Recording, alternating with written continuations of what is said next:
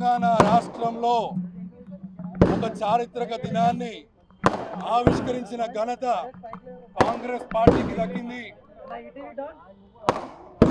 ఈ జనాభాలో అత్యధికులుగా ఉన్నటువంటి బలహీన వర్గాలకు సంబంధించి ఒక చారిత్రక నిర్ణయము గౌరవ ముఖ్యమంత్రి వర్యులు రేవంత్ రెడ్డి గారు మరియు కేబినెట్ సహచరులు మరియు గౌరవ పిసిసి అధ్యక్షులు మహేష్ కుమార్ గౌడ్ గారు, బీసీ సంక్షేమ శాఖ మంత్రులు పొన్నం ప్రభాకర్ గారి నాయకత్వంలో నేతృత్వంలో ఇవాళ తెలంగాణ రాష్ట్రంలో బలహీన వర్గాలకు 42% రిజర్వేషన్ని ప్రకటించి బీసీల పట్ల కాంగ్రెస్ పార్టీకి ఉన్న చిత్తశుద్ధిని తెలియజేసుకున్నారు.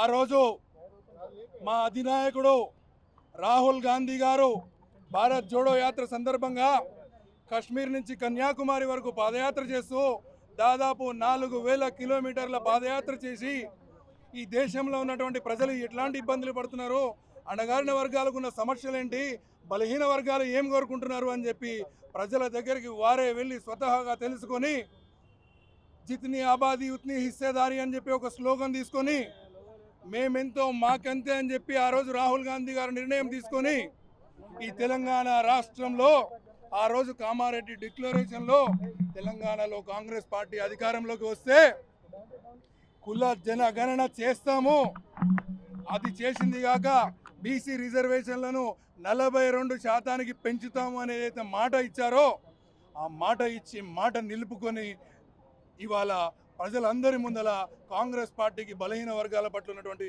చిత్తశుద్ధిని తెలియజేసుకుంది కాంగ్రెస్ పార్టీ. దురదృష్టవశాత్తు ఈరోజు అసలు బలహీన వర్గాలకు కనీసం చోటు కల్పించని బీఆర్ఎస్ నాయకులు కానీ గత 10 సంవత్సరాలుగా బలహీన వర్గాల పేరు తీయడానికి కూడా ఇష్టపడని బీఆర్ఎస్ నాయకులు ఇవాళ మేము చెప్పుకున్నాం, మేము చేసినామని చెప్పుకోవడము నిజంగా సిగ్గుచేటు. వారిని వారు ప్రశ్నించుకోవాలి. ఇవాళ ఈ రాష్ట్రంలో కాంగ్రెస్ పార్టీ అధికారంలో ఉంటే కాంగ్రెస్ పార్టీ అధ్యక్షుడిగా ఒక బలహీన వర్గాలకు చెందినటువంటి ముద్దుబిడ్డ మహేష్ కుమార్ గౌడ్ గారు ఉన్నారు. కేబినెట్ సహచర మంత్రులలో చాలామంది ఎస్సీ ఎస్టీ బీసీ మైనారిటీలకు సంబంధించిన వారు ఉన్నారు. అదేవిధంగా ఈ తెలంగాణలో కాంగ్రెస్ పార్టీ భారతదేశంలోనే సామాజిక న్యాయానికి కట్టుబడి ఉంటుందన్న విషయాన్ని మర్చిపోయి కాంగ్రెస్ పార్టీ చేస్తున్న కార్యక్రమాలని ఇది మా వల్లనే అని చెప్పుకోవడం నిజంగా సిగ్గుచేటు. మరొకసారి కాంగ్రెస్ పార్టీకి బలహీన వర్గాలు ఉన్నటువంటి చిట్టుదృష్టి తెలిసింది. ఇవాళ 42% రిజర్వేషన్ల ద్వారా అత్యధిక మంది బలహీన వర్గాలకు చెందిన వాళ్ళు నాయకులుగా ఎదిగి చట్ట సభల్లోకి రాబోతున్నారు. ఇది చారిత్రక ఘటన. ఈ ఘటన ద్వారా ఈ దేశంలో ఈ రాష్ట్రంలో బలహీన వర్గాల ఉద్యమం ద్వారా కాంగ్రెస్ పార్టీ చిత్తశుద్ధిని మరొకసారి తెలియజేసుకుంది.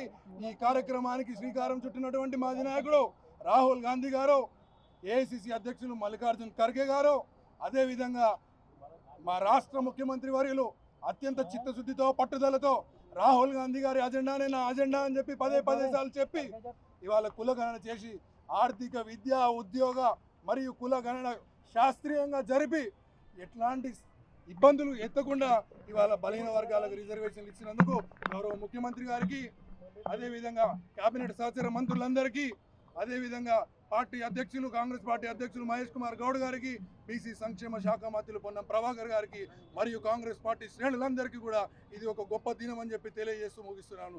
జై హింద్, జై కాంగ్రెస్. బీసీల పక్షపాతి అని నిరూపించుకుంది. బీసీలు అంటే బిగ్గెస్ట్ కాస్ట్ అని, బీసీలు అంటే బ్యాక్ బోన్ ఆఫ్ కాంగ్రెస్ అని నిరూపించుకున్న ఈ దినం ఎప్పుడు మర్చిపోలేము. ఇది సువర్ణ అవకాశం.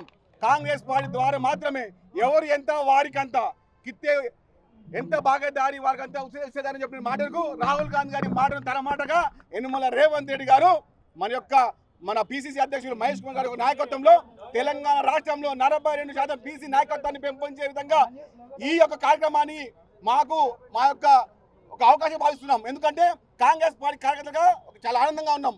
బీసీ నాయకత్వాన్ని పెంపొందించే విధంగా ఎవరు ఎన్ని మాట్లాడినా కూడా బీజేపీ కానీ బీఆర్ఎస్ కానీ జాగృతి నాయకులు కూడా వారి పార్టీ అధ్యక్షులు కనీసం వర్కింగ్ బడ్జెట్ కూడా బీసీలు లేని ఆ యొక్క నాయకత్వాన్ని మా గురించి మాట్లాడే చిల్లర మాటలుగా మాట్లాడే కొంతమంది నాయకులు చెప్తా ఉన్నాము. మీకు దమ్ముంటే, మీకు ధైర్యం ఉంటే, బీసీల నాయకత్వాన్ని పెంపొందించే ఉద్దేశం మీకుంటే మీరు మీ పార్టీ అధ్యక్షులుగా బీసీలను నియమించండి.